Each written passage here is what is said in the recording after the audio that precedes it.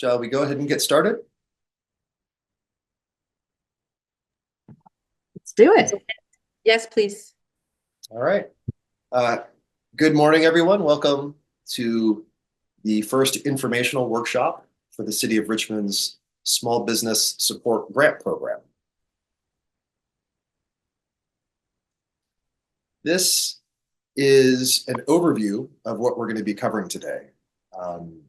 And today's presentation will be offered in English and in Spanish.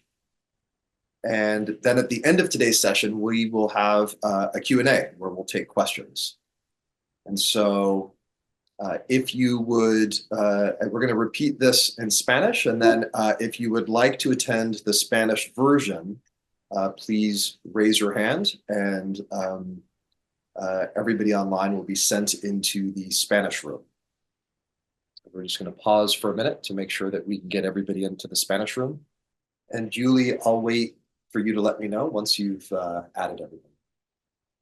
I'm currently not seeing anyone raising their hand. Para los que quieran esta presentación en español, por favor, levanten la mano o hagan una señal en el chat. And while we're waiting, I'll mention that if folks have questions, you can go ahead and add them to the chat during the presentation. I think we're going to cover a lot today, so there's a good chance that if we haven't answered it on the slide that we're on, that it will be answered at some point during the slides. But if you do put a chat in the window that's a clarification of something that's on that current slide, if we see that chat, we'll address it then. And if not, we'll take that question at the end. I see a hand up. It's the ARPA Spanish. Oh, yep, there it is.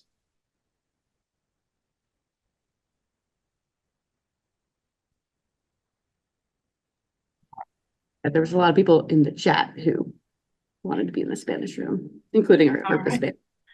All right, I am looking at the Spanish, at the chat now and starting to filter them to the Spanish.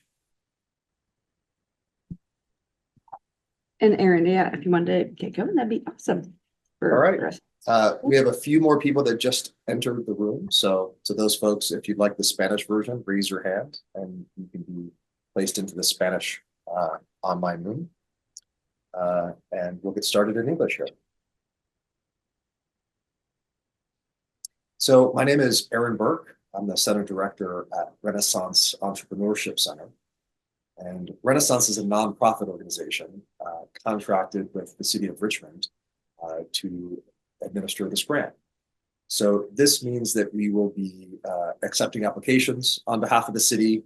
We'll be providing support to applicants and distributing grant funds once people get approved for the grant funds. So just really quickly, I'll share Renaissance has been around since 1985. We've supported over 40,000 people, over 21,000 businesses. And we've been working in Richmond since 2008. So in addition to supporting this grant, we offer a number of other resources to entrepreneurs. And so we provide free business classes, ranging from beginning classes to advanced classes. We provide free consulting, where we'll match a business consultant with a small business to help work through whatever the small business is dealing with. We support access to capital. We provide some technology training. We have marketplaces that we put on and networking events. So there are a lot of resources in addition to the grant support that we're providing that you are all welcome to plug into. So the grant program overview. So this is funded by the City of Richmond's American Rescue Plan Act, so ARPA for short. And the focus is really on supporting businesses that experienced a significant impact during COVID-19. And so that impact is measured a number of ways. It's measured by decreases in revenue and any employee losses. And so that's being measured from March of 2020. So priority will also be given to folks that did not receive PPP funds or other federal aid. As all of us know, there were not everyone who needed PPP funds received them. And so this is another opportunity to try to get some support for the folks that did not receive those funds.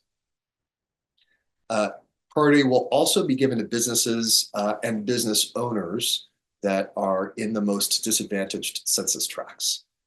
That's based on the California Healthy Places Index. And so you can find links to that online, links on the city website to that. And we'll take a quick look at on the next slide at what that looks like for Richmond. So these grants are designed to promote stability and foster capacity building. So ideally helping the business to grow. So here we have the California Healthy Places Index. The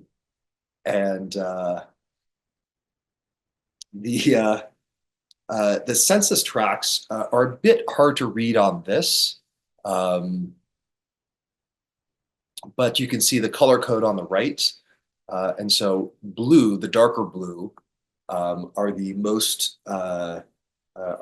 sort of most disadvantaged, and that's where we want to focus these grant funds. And so if a business is located in that area, it will get more points than if it's located in, if it's in a dark blue area, it'll receive more points than if it's in a light blue area or a green area, for example. And if the business owner lives in one of those areas, there are also points assigned.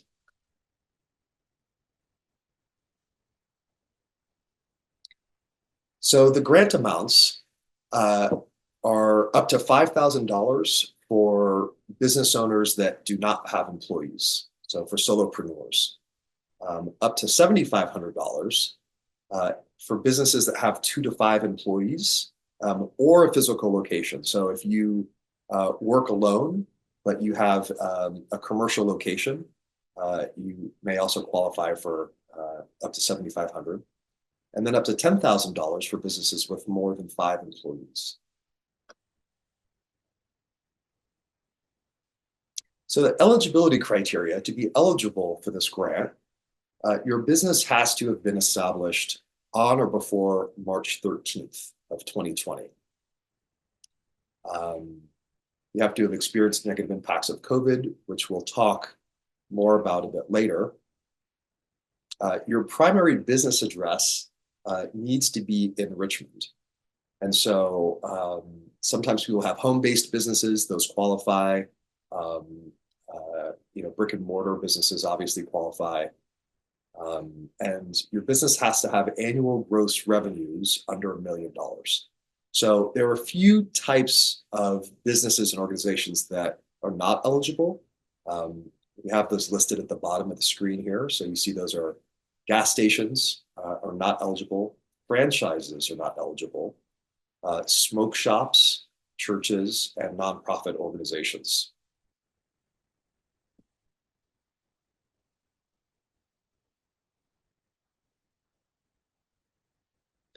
So this is the grant timeline. The application went live yesterday, and we'll share links to the application later in this presentation. Everyone who has signed up with an email will also get an email link to that to the application online. And there's also a link on the City of Richmond's website. So we'll look at all that later. But the application window is November 20th, yesterday, to January 20th, 2025. So all of the applications will be ranked after the application window closes. So if you do not get your application in tomorrow, you're not going to be penalized. So you have time to work on the application. Conditional approvals will be issued on March 15th, 2025. And then funds will be dispersed beginning in March as well. We'll talk a bit more about how funds are dispersed later. So there are $350,000 in grant funds that we have. And so with the grant sizes that we looked at earlier, $5,000, $7,500, and $10,000, depending on the size of the grants, based on the ranking, it may provide enough funding for 40 to 50 businesses. So we're not sure how many businesses will apply. There may be over 400 applicants. We may see far fewer. So that's something that that we won't know until applications close. But all of the applications will be ranked using the scoring criteria. So let's talk a bit about application ranking. So the grants will be awarded to the highest ranking applicants until all the funds are dispersed. And priority will be given to businesses, as we mentioned earlier, that didn't get the PPP, federal aid, and the other things that we already talked about. So I think it makes sense for us to take a look at what the application actually looks like.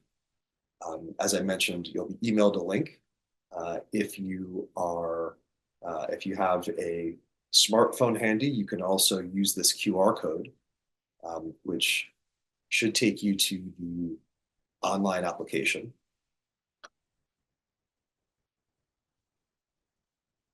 And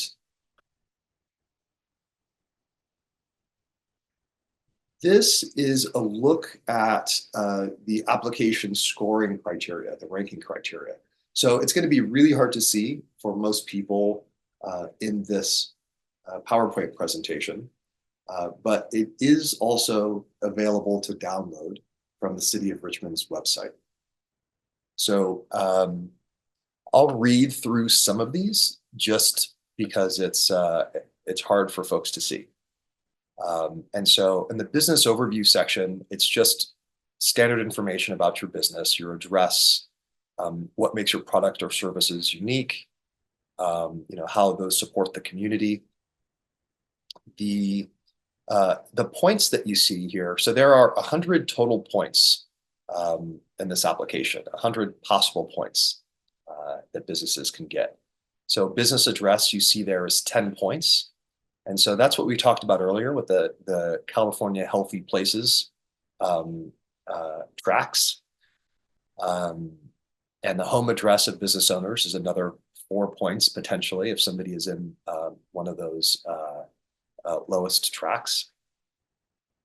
Management and staffing questions, we ask if the owner works full-time or part-time, or if the business is fully managed by employees. And so in the right-hand column in scoring criteria, you can see that the points that are assigned to each answer.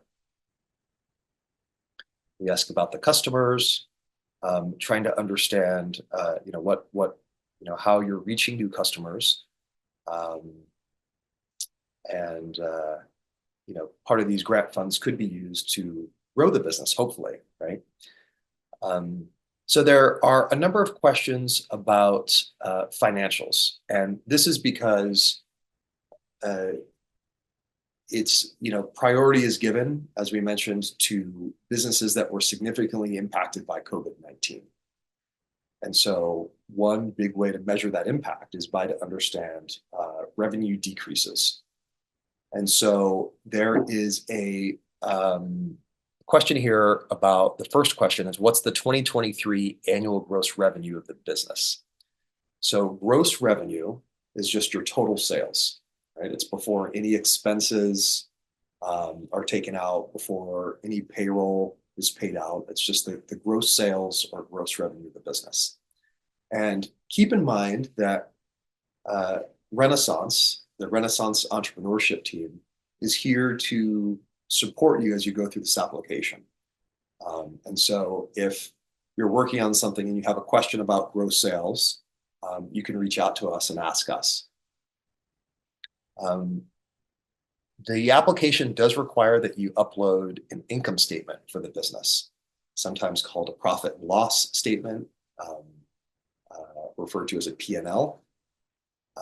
And we'll take a look at what that looks like on the next slide, but it's essentially just your gross revenue, any cost of goods sold, and operational expenses, showing them the net income of the business. So we'll take a look at that shortly. And then additional impact statements here. We ask about gross revenues in prior years. And so the first year that we ask about is 2019. And that's because that's seen as the base year. In 2020 is when things were shut down. And so to understand what the business was doing in a healthy time, we're asking for the 2019 annual gross revenue.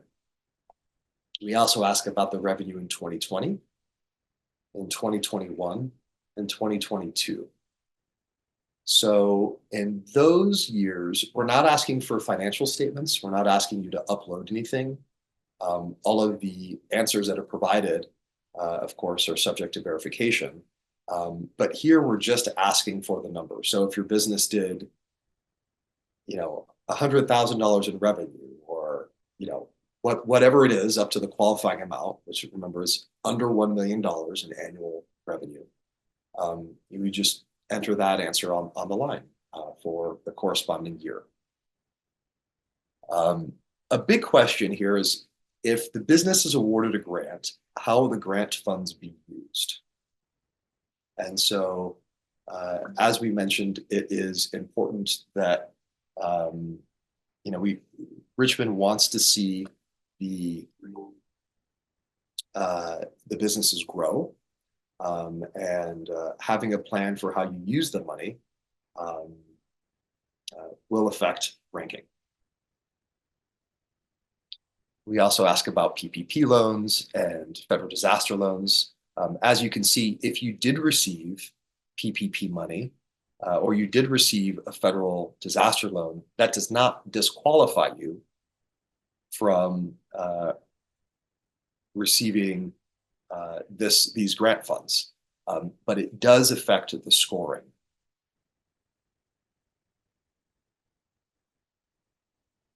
I'm going to pause briefly here because I heard that there was an issue with the Spanish room merging back in with us. So I just want to touch base and see if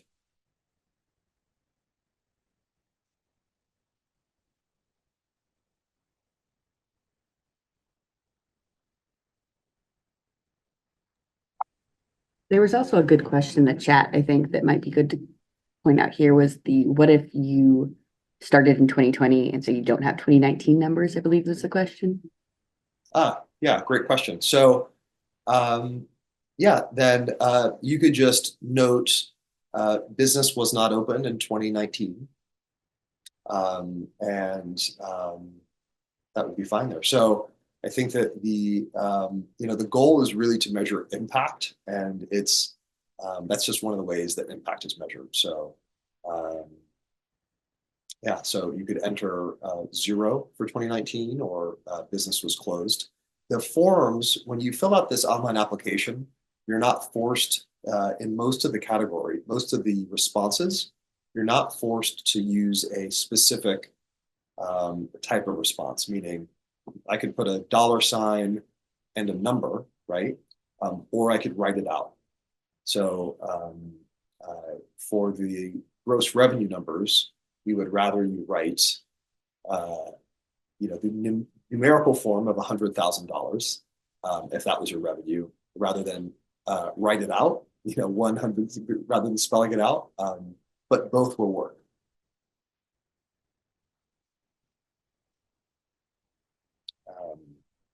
So is the Spanish breakout room still with us? I do not see the Spanish breakout room with us, and I have no way of sending anyone to the Spanish breakout room unless Tatiana has access to it. Okay, well, I just sent her a message. I can kind of hear it from the other room, and I think they're still going and going well. Great. Okay, we will keep going too. Great, thank you. Then at the bottom of this page, it asks about future plans. And so we ask about the business goals in the next 1 to 3 years, and what you're doing to achieve these goals. And so, you know, we'd like to see these grant funds going to businesses that are actively investing in themselves, and wanting to grow.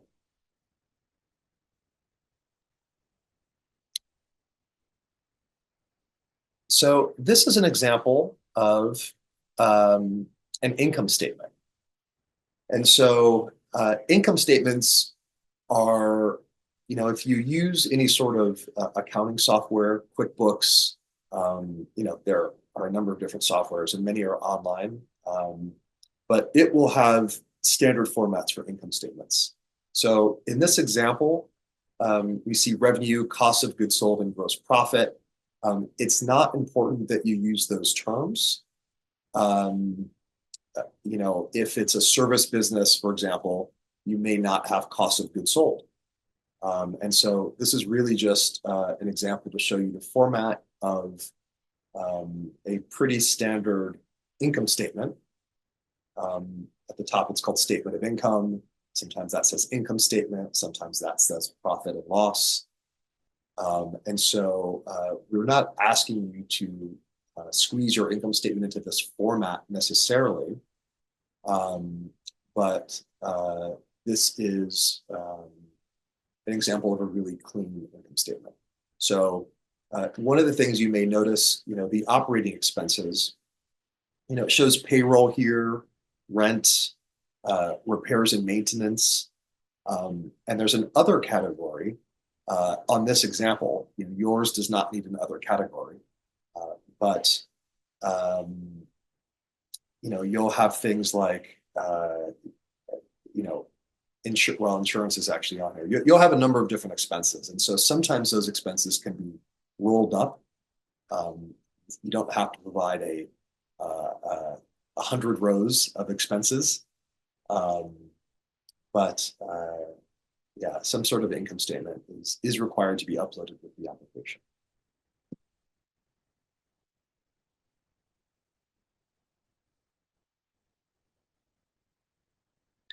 So there are a few things that are uploaded with the application.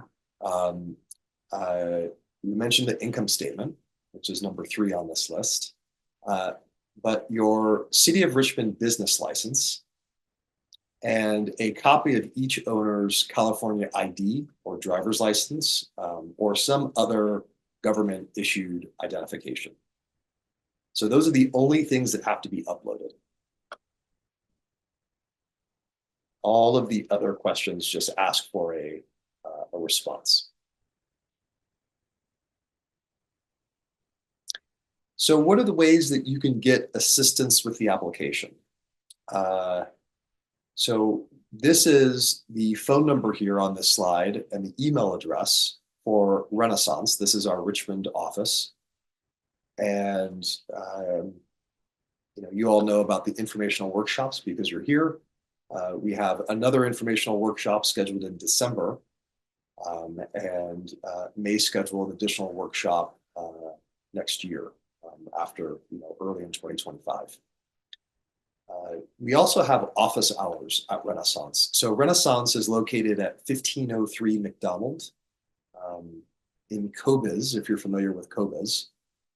And we have some office hours scheduled for Tuesday, November 26th from 11 a.m. to 2 p.m. And so the same link that you used to register for this can be used to indicate that you're going to come to those office hours. You could also drop in those office hours. I think that ideally folks will register because we don't know if you know, 2 people are going to show up or 100 people are going to show up. And so we'd like to be able to do a little bit of planning, but you could just drop in on that Tuesday between 11 a.m. and 2 p.m. And ask questions and receive some support. So if it's a larger group that shows up, we may, instead of sitting down with people one-on-one, we may talk to the small group about all of the financial questions together, and just go through all the parts that people have questions about and address them together. So in addition to, if you don't understand a question, we can certainly go through it. If you would like us to review your responses or help develop them, some people may not have an advertising plan or a marketing plan, and want help developing that. So that's a great thing to have for your business in any case, but it can also support your responses here in the application. So, and then help completing applications is really, if you need technical assistance, meaning actually entering the information into the computer, or you'd like to come and use a laptop and have someone sit with you while you upload it, then Renaissance can be available for that too. And so and if you are not sure what you need, but you'd like to connect with us, you can just call that phone number or send us an email. We have been swamped with calls recently. And so if you do end up calling and there's no appointment, you may get our voicemail. So we're doing our best. We have a number of people that work out of our Richmond office. And so we are calling people back as quickly as we can. A lot of the questions that we're getting are things that are covered in this presentation, and are also available on Richmond's website. So perhaps after this we'll get fewer questions, but please be patient if you do reach out by phone, and if you don't reach us immediately.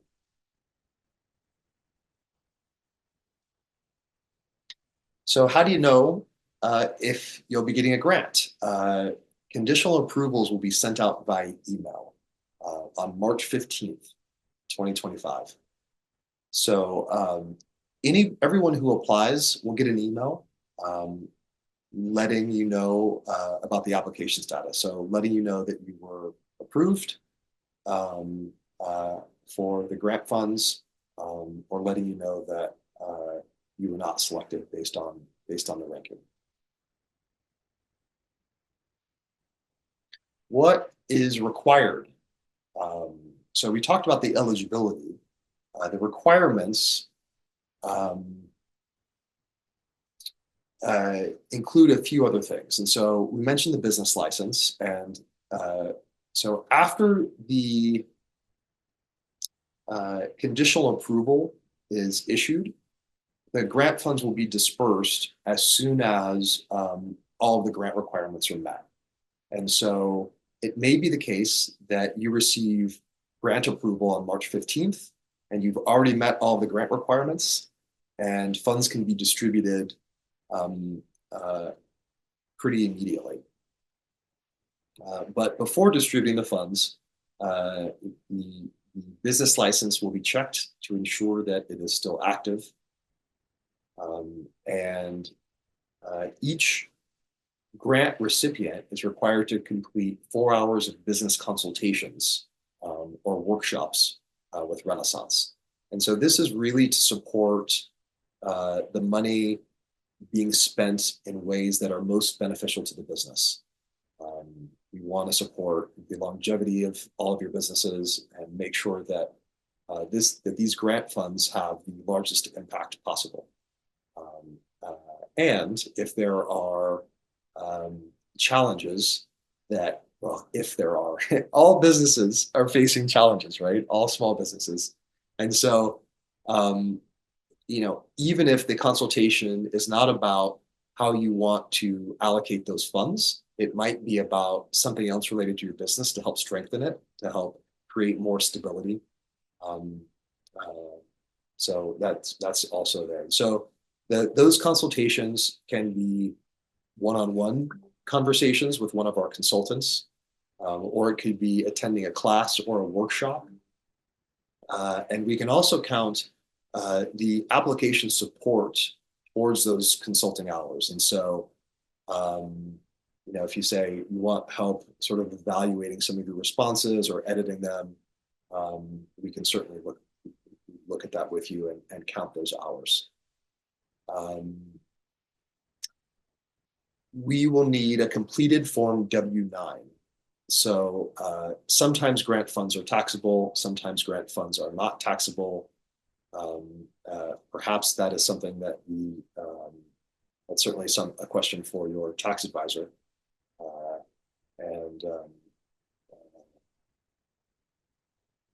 And then finally, you are required to use the funds as indicated on your application. So you can use the funds a number of different ways. I mean, there are, you know, if you're using the fund in legal ways, I think it qualifies.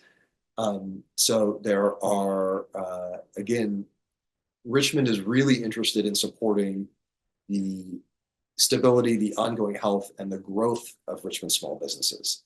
And so while there may not be a wrong answer of how the funds are used, if the funds are used to really grow your business, that's going to be seen as more beneficial.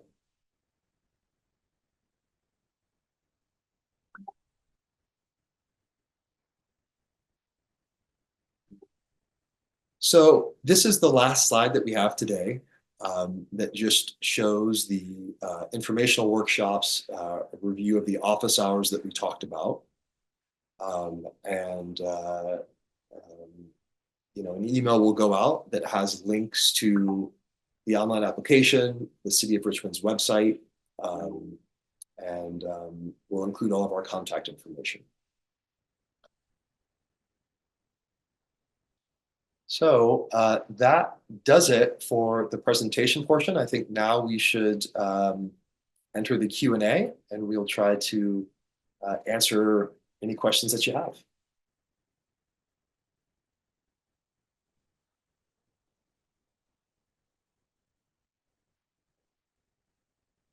So I think if you're in the room there, I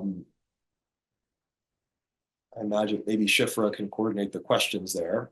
And if you're online, just raise your hand. I see Patricia's hand is raised. And it's been raised for a while, so I don't know if that's a current question or not. We have one question here, Okay.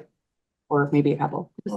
Is there any type of support with the maintaining of your business license that's required for the grant? Support with maintaining of your business license, meaning? Yeah, you know, because that, like for me, for example, that was one of the things that was very difficult for me to keep up during the pandemic. So like paying, like right, getting current with it, paying for that? $600 fees. And, okay. And you know, myself personally, that was one of the things that I couldn't keep up, you know, like I should during the pandemic, because everything was going towards rent and trying to keep the utilities up, and then that would fall on the back burner. And I always thought, like, I wonder if there's any type of programs or help with businesses as far as that portion of business too, you know, that keeping your business license active and stuff like that. Yeah. So those are large expenses. Yeah, absolutely. So getting current with the business license and all that, is that an eligible use of funds? Right, because it said you have to make a copy of your Richmond business license. And submit that. Yes. Yeah, so I think that there are two ways to come at that question. One is if it is a question of the licensing paperwork, that is something that Renaissance can support. If it's fees, that is, I think that the way the application is now, you know, to disperse funds, there needs to be a current business license. And so I think that that's something that we could, I don't know if the City of Richmond wants to share a perspective on that. But currently the way it's structured, that license would have to be current to disperse funds.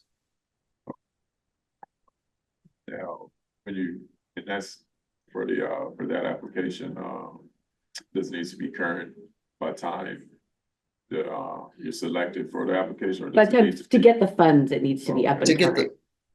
Yeah, so there's a conditional approval. So on March 15th, we'll issue a conditional approval. And part of why we do that with the conditional approval is, there are a few things that are required, not just the business license, but also the consulting hours. So some of you may be interested in doing the consulting hours because it supports your business. Some people will do the consulting hours to ensure that they have fulfilled all of the grant requirements, but we don't know who's going to be awarded a grant until March 15th.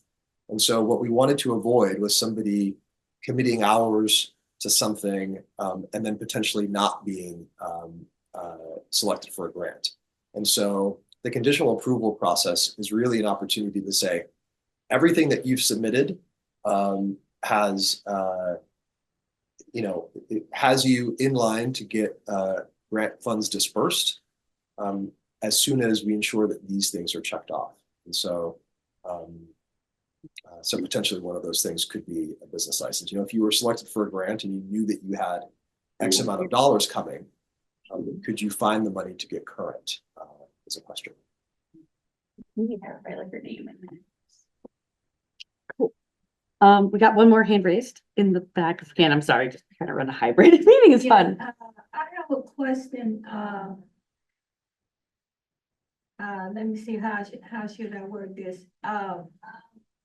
At this point, which I believe the, what you call the plumber, I was getting a huge, water bill, a large water bill. So when they did the investigation, they told I had a leak. My house is on a slab, so I had a leak in the pipes up under the slab.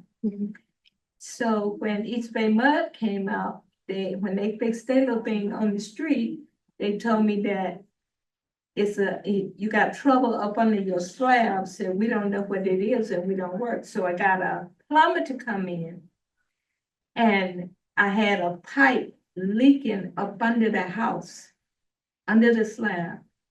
And so it was like an emergency. And what he explained to me was, during the earthquakes and stuff like that, because it's on a slab, that the concrete would break off and hit the pipes and causes little holes in the pipes, right? And so I had a I had a leak up under there. Insurance company denied me because it wasn't spewing up out of the ground all over like that. So they denied me. And so I had to work with this plumber to fix it. And when he broke it open, water was like spewing out, So I apologize for interrupting, but just in the interest of time, since we have a number of questions. So is your question about whether or not funds could be applied to that, or what? That's my question. Whether you guys can help me. My water bills was $1,900. My the plumber came up to $1,500, breaking the So I would offer that Can you guys if the property is used for your business, Yes. and that is a business expense, that could be part of the answer, or all of the answer for your use of funds. We are not accountants and don't give tax advice, but generally what I see with expenses, home expenses, is that some percentage of the home costs can be written off as a business expense. And so that's usually related to the amount of square footage used for the business, the percentage of square footage of the home used for the business. So, if there was a $100 bill for anything, whether it's utilities or repair or anything, and 10% of the home is used for business, then $10 is the business expense, the business portion of that $100 spend. I think that the Only other thing that I can think of that would be different than that would be is if the business had a lease agreement to lease a space specifically, potentially it's an in-law unit or some other something that's used just as an office for the business. And as part of that lease agreement, the business was supposed to maintain the property and was responsible for expenses. That may qualify for some of that, but I think that it's going to depend on, the grant funds could not just simply be applied to fix or to cover home repair costs, except potentially.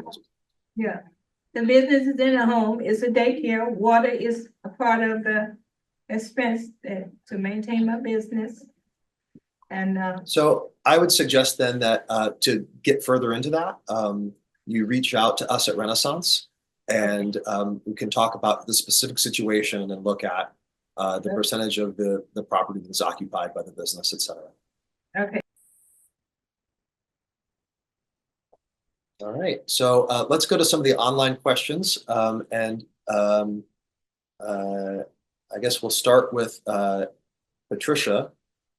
You have your hand up, so you'll have to unmute and ask her a question. Hello, my hand raise was because I want to be in the Spanish room, but I didn't know how to change. Oh my gosh. Oh, I'm sorry. Okay. Yeah, Well, but no worries. So far, I've been understanding everything. I was okay. afraid that it was too much technical vocabulary, but no, so much. So far, it's been very clear. So I'd Okay, rather great. stay. Uh-huh. Okay, sounds good. And also, if additional questions come up, definitely reach out to us at Renaissance. We can address those in English or Spanish. Thank you. Mhm. I'd also like to add that for the Spanish speakers that were not able to attend the Spanish presentation, I will be reaching out to you directly if you need additional assistance. All right, so looks like we, Barbara. Hi, I have Hi. two different aspects to my business. I offer sewing lessons in my studio, which is basically my garage.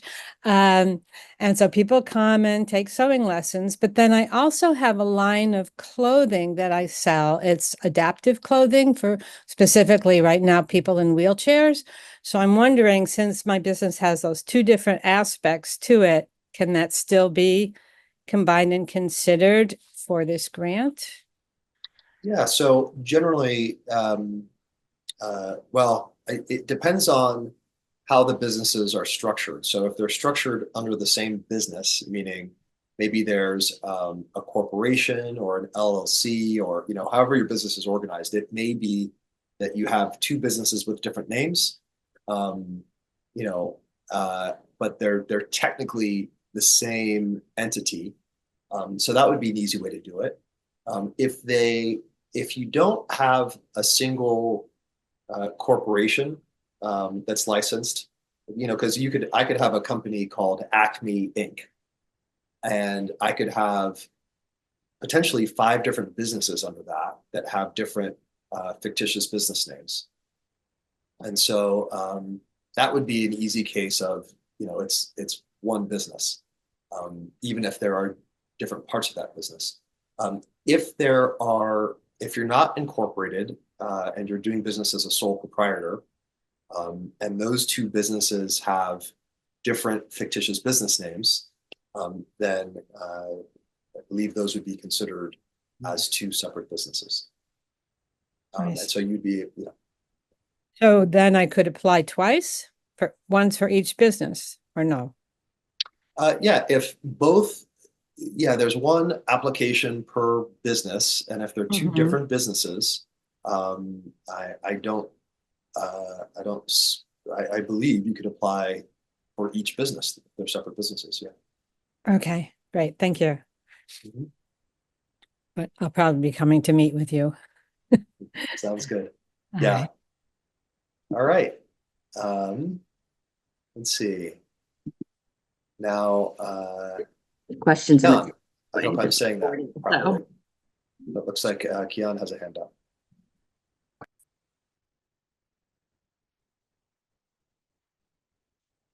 Kian Katami?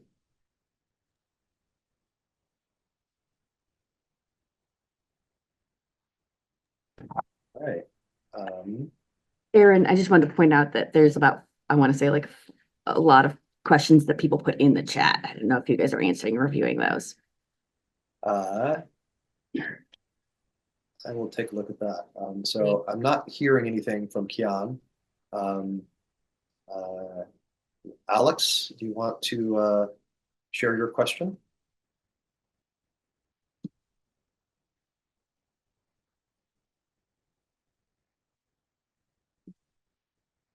So Alex, you'll have to unmute if the group's going to hear you.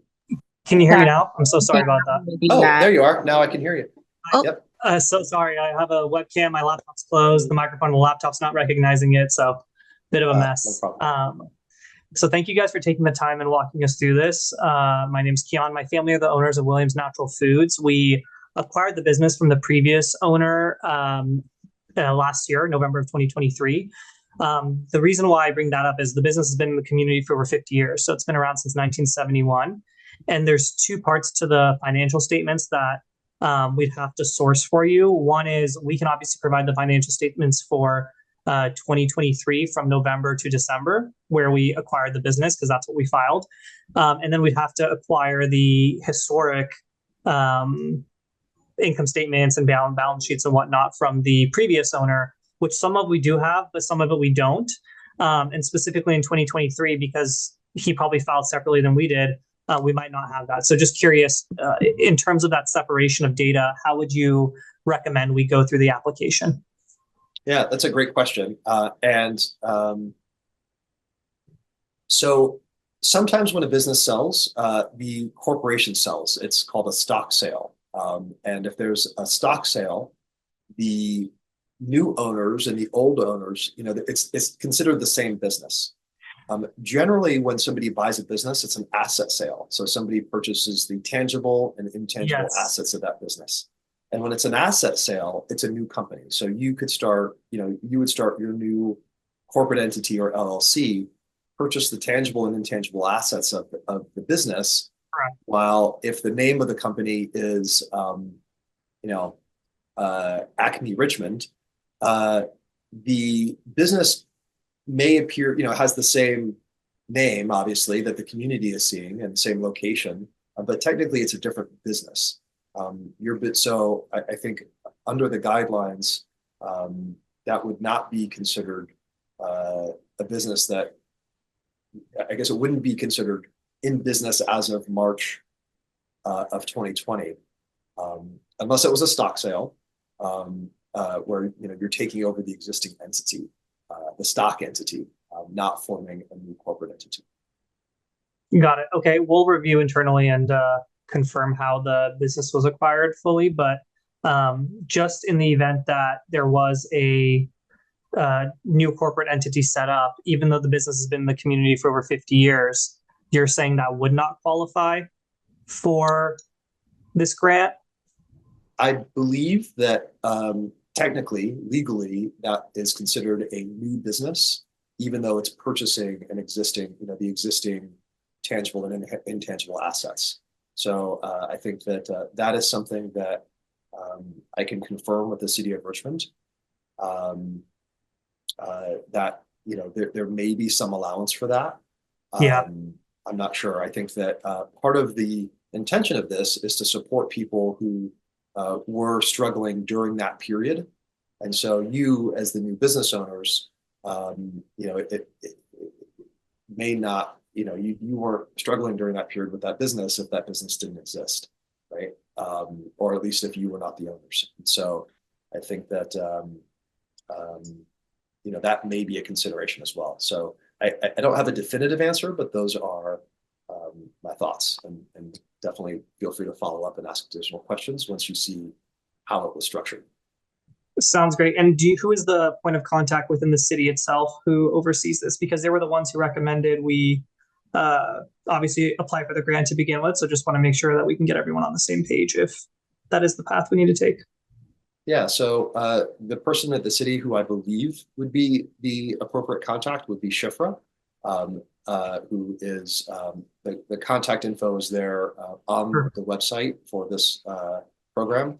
I think that we at Renaissance are trying to support Richmond as much as possible in this. So I'll connect with the city after this call and see if I can get a definitive answer. But the person at the city who I believe is the contact person in Shifra, please correct me if that's not the case. But I think that's how it looks. Okay, sounds good. Thank you so much.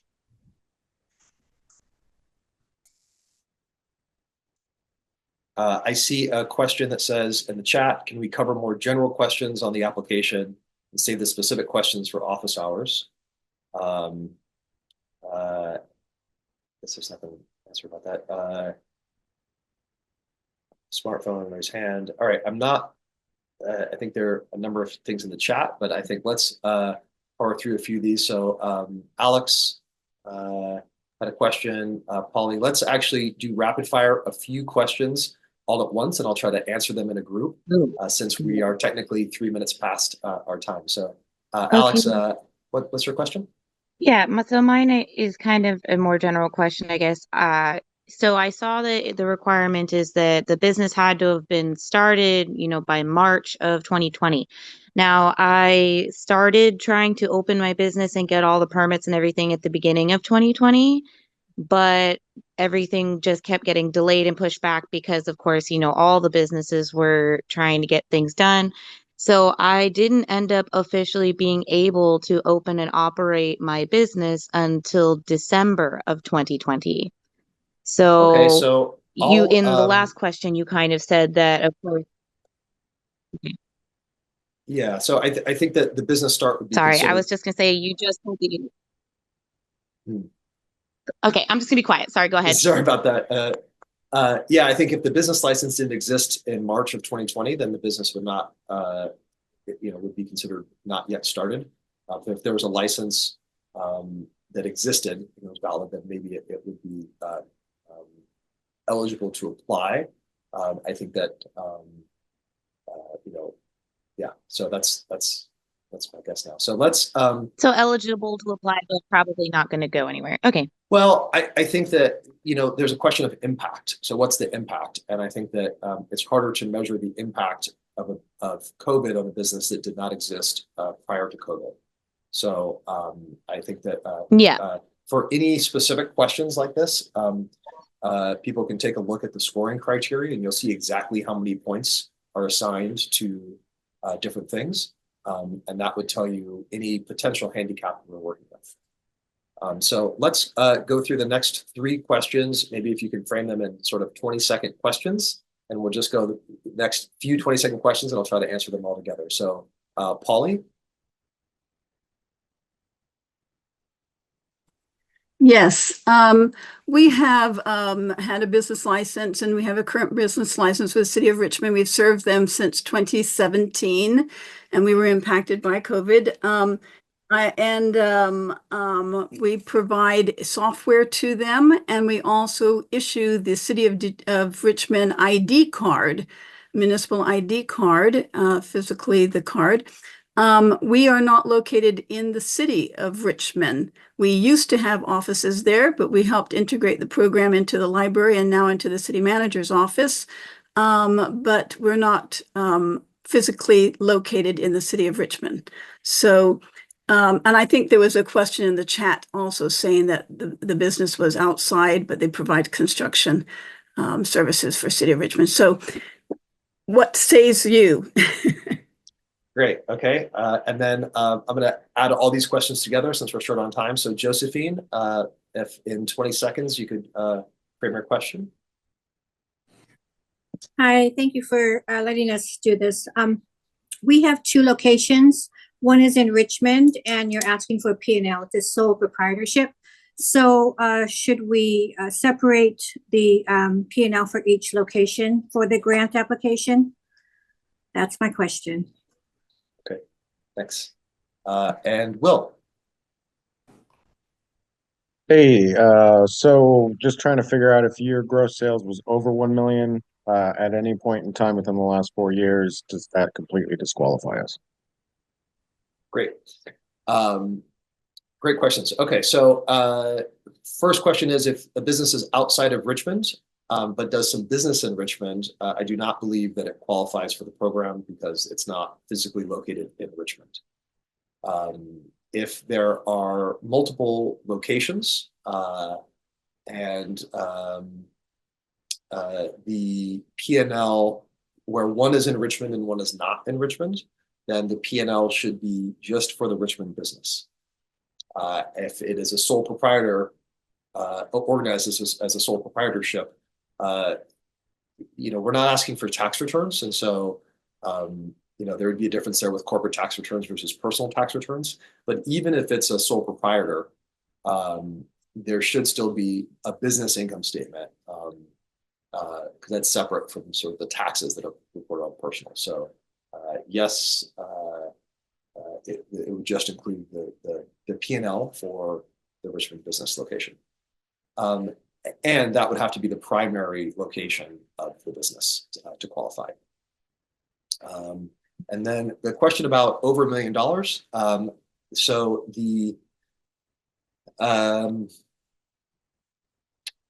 I think that's something that I would have to answer more specifically later. I'll have to look into that.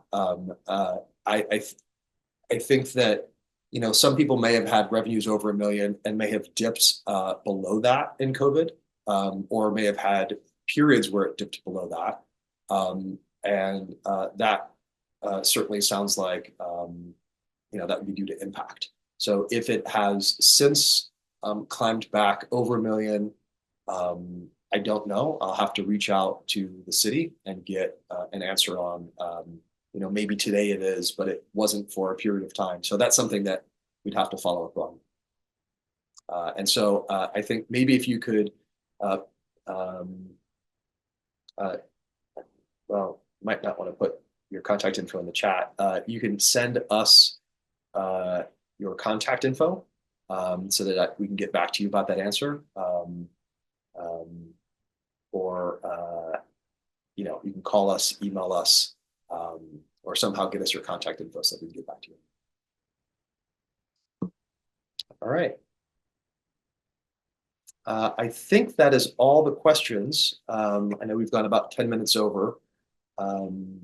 And we'll have, again, feel free to email additional questions, to call us with questions. And just a reminder that we've been getting a tremendous amount of calls lately, so that might not be the fastest. But please, we're here to support you through the process, and wish everyone luck. Thank you for coming.